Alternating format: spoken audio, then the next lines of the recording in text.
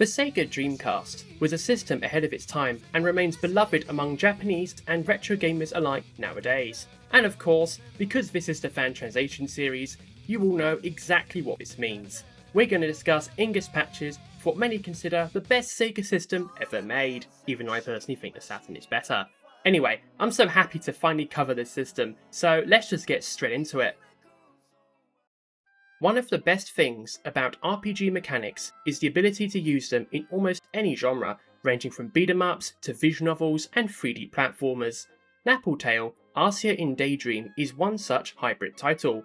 Developed by Chime Corporation and published by SEGA in Japan in October 2000, Napple Tale is a 3D platformer akin to Crash Bandicoot, Super Mario 64, Klonoa, and other platformers from that era, with all new RPG elements. This was the team's second title, following their work on Terra Fantastica, a well-received strategy RPG on the SEGA Saturn. Napple Tale tells the story of Porch Arsia, a young girl summoned to the afterlife by Stray Nap, a mysterious spirit guide. Porch must explore the world within Napple Tale to collect her 6 petals, avoid danger, while helping various characters along the way. This game is basically Alice in Wonderland Dreamcast Edition. Napple Tale stands out for being led mostly by women in-house at SEGA, a rarity for the game industry at the time, although not the first. Moreover, Yoko Kanno, best known for her work across anime and video games, including the popular anime Cowboy Bebop and some of Koei's Nobunaga's Ambition titles, composed Napple Tale's soundtrack. Napple Tale contains a wealth of side content and ambiguous puzzles that requires Japanese knowledge to understand, such as talking to random NPCs to progress the story. This is one facet of Napple Tale's RPG elements, and yes, the game has the text quantity to match. This quantity of text is likely why SEGA declined to localise Napple Tale. In October 2019, a fan translation group led by Cardigan published a full English patch for Napple Tale, finally bringing this cult classic platformer into English. Given SEGA have limited interest in reviving deep-cut Dreamcast titles alongside the game's generally obscure status, it's very unlikely Napple Tale will ever return officially, let alone release outside of Japan. However, in a strange twist, one part of Napple Tale did actually release outside of Japan.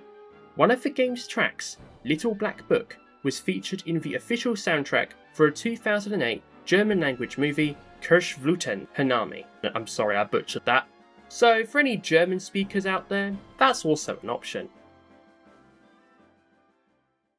The Puyo Puyo franchise was synonymous with SEGA platforms back during the 1990s. The Dreamcast was no exception.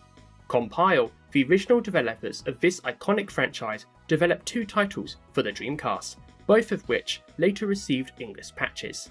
The first, Puyo Puyo, yes, that's a creative pun based on the Japanese word for the number 4, is the series' 4th mainline entry. Puyo Puyo broadly plays like Puyo 2, just with added character specials. The story mode features Naja and friends escaping the mysterious circus the day after finding a mysterious box. Soon, Carbuncle mysteriously disappears, forcing to get to the bottom of what's happening. Compile later ported the title to the Nintendo 64 and the PlayStation 1, with a few changes, including Rumble Pack support for the Nintendo 64 version. Moreover, they also fully remade Puyo Puyo for the Game Boy Color, albeit with simplified mechanics. SEGA chose not to localise Puyo Puyo, most likely due to the franchise's limited recognition outside of Japan. While some Puyo games had been localised under different names before, SEGA wasn't confident in the Puyo brand to justify localising a mainline title. Puyo Puyo's critical reception was generally positive, despite franchise fatigue beginning to engulf the franchise back then. In October 2022, fan translation group Precise Museum published a full English patch for Puyo Puyo. This is just one of many Puyo patches the group worked on over the years, as they seek to fill the many localization gaps Compile, SEGA and D4 Enterprise have left behind. SEGA is unlikely to ever revive Puyo Puyo because newer titles surpass it with mechanics and accessibility. Therefore, if you're a fan of classic Puyo titles or want to experience more goodness starring Naja, this patch is your only option. The second Puyo Puyo Dreamcast title developed by Compile is considered one of the worst Puyo games in the franchise ever made. Puyo Puyo Da, featuring Ellena system, released in Japan for the Dreamcast in December 1999. This rhythm game adapts Compil's Disc Station title Broadway Legend of Ellena, where Naja, her friends and Ellena Stevens have a dance-off. Who is Ellena Stevens? She's an original character from the previously mentioned Disc Station title. This technically makes Puyo Puyo Da a crossover, and is not the only bizarre crossover between world-renowned Japanese franchises and niche as hell franchises only die-hard enthusiasts will know of. Puyo Da's gameplay is button-based, where players must copy dance routines set to tracks from both the Puyo Puyo and Midou Monogatari franchises. It's essentially like if Puyo Puyo and Parappa the Rapper had a baby. And to think, someone, somewhere in Japan, was playing this Kusogi rhythm game at the turn of the millennium.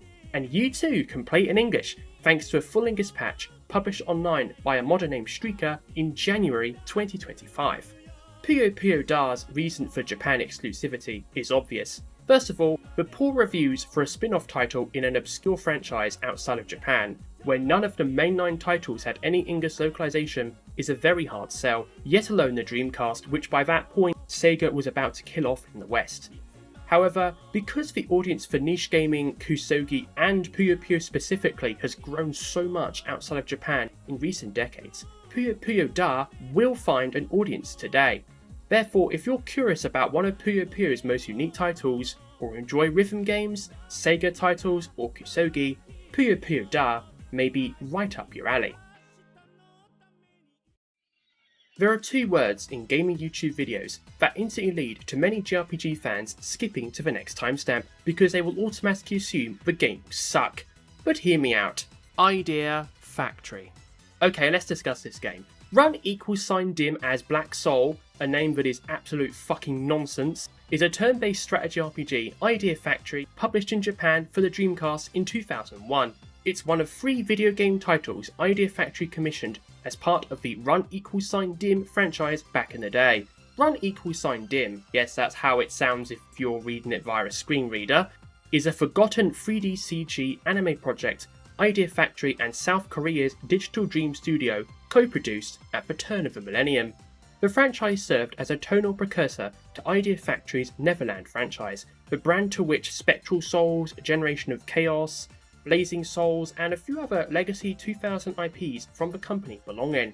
Yup, this title is peak early iffy, long before the days of Combal Hard, Automate and Top Nep.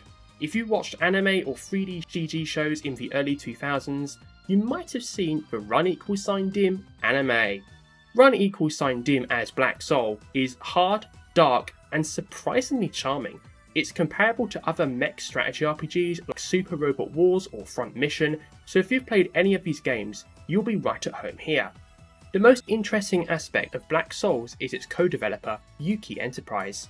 Yuki Enterprise developed many Dreamcast titles around the time, before eventually rebranding as Ixamu. Yes, that Ixamu in 2006.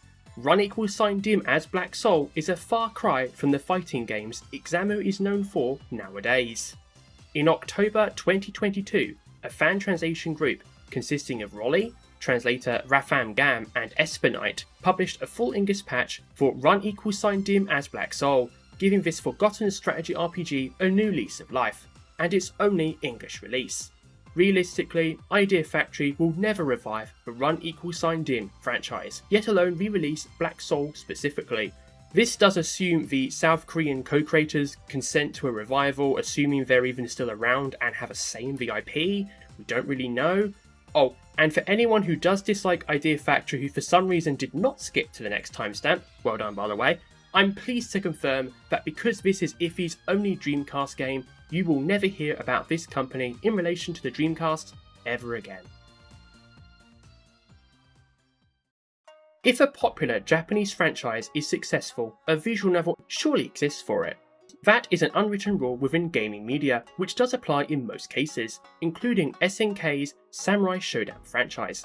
In July 2001, SNK published Nakoruru, Anohito Kara no Okurimono, a visual novel spin-off focusing on Nakoruru, one of SNK's most recognisable characters. On a break from her fighting tournament, Nakoruru returns to her home village of Kamui Kotan on the island of Hokkaido. Upon her return, the village elder senses a mysterious evil within the village. Thus, out of concern for Nakoruru's well-being, the elder asks Mikato, a little girl, to keep an eye on Nakoruru. Players adopt the role of Mikato as she works to maintain the relationships between herself, Nakoruru and other villagers, all while trying to discover the truth behind this mysterious evil. This title is a hybrid visual novel containing both pure visual novel segments as well as action and battle segments, including some bonus minigames peppered throughout, including quizzes. Alongside the original PC release, SNK ported Nakoruru to the SEGA Dreamcast for a release in March 2002. A localization was never viable because back in the early 2000s, a market for this game in English simply did not exist. Samurai Showdown fans and visual novel fans don't really overlap, period, yet alone on the SEGA Dreamcast. However, for the small minority that do overlap, you are in luck, because there is a way to experience Nakoruru in English. In June 2003, a fan translation project led by Derek Pascarella published a full English patch for Nakoruru under the name Nakoruru: The Gift She Gave Me, which has continued to see updates since. Aside from full text and image translations, fans also fixed many technical aspects of Nakoruru to make it easier to play for non-Japanese speakers.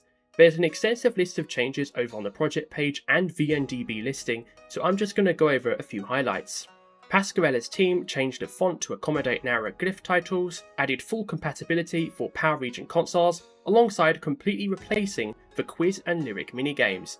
For the quiz, the team removed the timer to allow players to research answers to the questions, which themselves were fully rewritten to teach players about a new culture. This is the same culture that also inspired the Uta Warumono series from Aquaplus. All these required additional changes, which is a major technical and logistical marvel for the fan translation team, and it's also why SNK decided against localizing Nakoruru and will likely never localize Nakoruru, despite visual novels growing tremendously outside of Japan since. Therefore, if you are an SNK fan and you are interested in Samurai Showdown and Nakoruru, this title is a must-play. In the fan translation scene, there are many holy grail games that retro game enthusiasts worldwide dream of experiencing in English. This often leads to multiple years-long protracted development efforts by fans to make these dreams reality. This is especially the case when official localizations were impossible back in the day.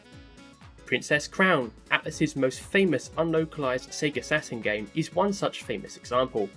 On the SEGA Dreamcast, the closest equivalent is SEGAGAGA, one of the strangest, most unique anti-RPGs ever made, and also the most iconic SEGA Dreamcast RPG that's not Skies of Arcadia or Sakura Wars 3 or 4. SEGAGAGA is a SEGA simulation RPG. You play as Sega Taro, who, alongside fellow newcomer Yayoi Haneda, must save Sega from market annihilation by its rival Dogma, who owns 97% of the market as of 2025.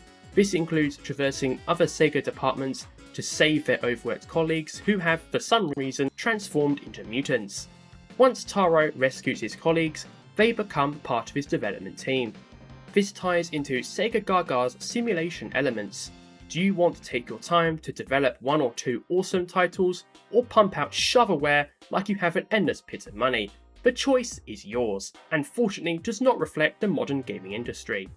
This tongue-in-cheek humour permeates SEGAGAGA alongside the many cameos and references. These include iconic Sega characters such as Sonic the Hedgehog and Amigo from Samba de Amigo, mechs designed specifically after Sega consoles like the Mega Drive, alongside photographs of actual Sega staff from the time. On a wider level, SEGAGAGA heavily parodies the games industry at the time, but especially Sony's PlayStation, the most dominant platform in the 1990s and early 2000s. SEGAGAGA's director, Tez Okana, originally developed the game in secret. Given Sega was collapsing at the turn of the millennium for reasons widely documented elsewhere, this secrecy made sense. However, Okano did eventually gain official approval to develop and release the game in Japan on the 29th of March 2001. 2 days later, Sega formally discontinued the Dreamcast, guaranteeing SEGAGAGA would not leave Japan. However, SEGAGAGA itself became popular among Japanese fans, to the point Sega even re-released the game in a collector's edition. Outside of Japan, SEGAGAGA became famous due to its rich legacy and coverage in import magazines. SEGAGAGA was wholly unique when it first came out. with only Idea Factory's later Hyperdimension Neptunia series coming close in later years. The main heroine of that franchise, Neptune, directly parodies the unreleased Sega Neptune console. SEGAGAGA's development history and references to gaming culture in general are so deeply interlinked that it's impossible to do the game justice without understanding these nuances and treating them with the respect they deserve. And speaking of respect, now's the time to take a trip back to the land of controversy and discuss the disrespect this game received earlier in 2026. Rumblings of a SEGAGAGA Ingus patch appeared online in 2025, though no patch news formally surfaced. However, this all changed on the 27th of February 2026, when a fan translation group led by Existence dropped a full Ingus patch for SEGAGAGA Online in celebration of the game's 25th anniversary. Fans initially celebrated this sudden release. However, the almost universal joy soon turned to anger. At the bottom of the GitHub info page for the patch, the team discloses they use DeepL and ChatGPT, fuck's sakes, to produce the quote-unquote first draft translation of the patch, then claimed the translation went through a months-long human review prior to release. This is what's known in the localization community as MTPE, or Machine Translation Post-Editing. The fan translation team knew using AI would trigger backlash, hence why they didn't disclose upfront and only mention it as a footnote, and as soon as this became wider knowledge, the first ever SEGAGAGA Ingus patch became synonymous with AI slop in the gaming community, leading to widespread anger online, including in mainstream gaming publications. I'm going to make something very clear here: using AI to translate SEGAGAGA fundamentally fails on its own terms, yet alone the wider systemic issues that comes with unregulated AI usage you already know about. SEGAGAGA is a game about the human side of games development, where passionate developers are fighting to survive a hostile games industry, which is even more relevant than ever nowadays. SEGAGAGA's deeply human touch includes the various puns, pop culture references, and other linguistic and cultural nuances relating to Sega, Japan, game culture, and more in and outside of Japan back in the 1990s and early 2000s. AI is notoriously bad at translating any form of nuance like this. Only humans can, and this is why we need human translators. Some of the most insightful comments on the matter comes from Thomas James, a fan translator turned professional who worked on titles like Trails Through Daybreak and Tales of Berseria and has friends at Sega today. His thread is too long to quote in full, so I will quote a portion. "I will not mince words. SEGAGAGA is a deeply personal, human game about passionate developers making the best of a bad situation. This is not the first patch to employ MTPE as a shortcut, but it is particularly tone deaf to deploy in this climate for a game about the people who made Sega what it is. Translations set global legacies for works, and if you're not prepared to handle those ramifications, then stay away. If anyone on the team sees this, I sincerely urge you to rescind this patch and think deeply what you have done. This isn't a matter of ideology, it's about responsibility. Period." Now, I've covered multiple games where fan translators undermined the legacy of their own patches through their conduct. Whether modders realise it or not, their conduct becomes part of a game's legacy within the linguistic community they are translating a game for, SEGAGAGA included. Yet many people want to experience SEGAGAGA in English no matter what. Now, I'm not going to blame anyone who chooses to experience SEGAGAGA via this Ingus patch, but I do want to remind people that if you do choose to play SEGAGAGA via this patch, you are objectively getting a worse experience than Japanese players, which is even worse than not playing the game at all. The AI slop fan translators are ultimately the ones that fall here. Speaking of AI slop, SEGAGAGA's fan translation brought the issue of AI and machine translations in general to the forefront. Professional fan translators, current and former, like the previously mentioned Thomas James and Hilltop Works, provided much needed nuance on the subject. Hilltop Works in particular has written a lengthy blog post about it which is public, and I highly recommend you read it. Moreover, SEGAGAGA started the frustrating trend of AI slot patches throughout 2026, from many people hoping to take credit for being quote-unquote the first to translate X game into English, even though once the AI bubble bursts, these people will be completely forgotten about, at best, with their work largely discredited and in many cases succeeded by all new translations, both officially and unofficially. Speaking of new translations, Will SEGAGAGA ever officially return? Thomas James claims Sega staff attempted to localise SEGAGAGA officially in the past, but were ultimately unsuccessful. Assuming this is true, this shows Sega is clearly aware of the demand outside of Japan for SEGAGAGA, but it also shows they're aware of the many technical, linguistic and financial challenges that such a localization and remaster would require. But this awareness from Sega, alongside the SEGAGAGA AI patch translators releasing their tools online publicly, is why I am confident that we will eventually receive a proper translation of SEGAGAGA in some form. This sadly is a rarity within fan translations because AI translation patches often disincentivize other modders from doing their own human translations, and this is really unfortunate. This is also why I urge people interested in experiencing SEGAGAGA in English to hold off for now. We've waited 25 years. We can wait a bit longer to experience one of the most unique JRPGs ever made. A proper translation is always worth the wait. And that's going to do it for today's video. Have you played any of the English patches outlined here? Are there any more noteworthy Dreamcast releases I should bring up in future fan translations videos? Please let me know down in the comments. I personally would like to play Napple Tale out of this, and SEGAGAGA if it wasn't AI slop. We've already gone into that enough, so please like, comment, subscribe, algorithm boosting stuff, consider becoming a channel member or patron if you want to and can afford to do so, etc. Thank you so much everybody, have a lovely day, bye bye. SEGAGAGA, SEGAGAGA 遥かな星がふるさとだ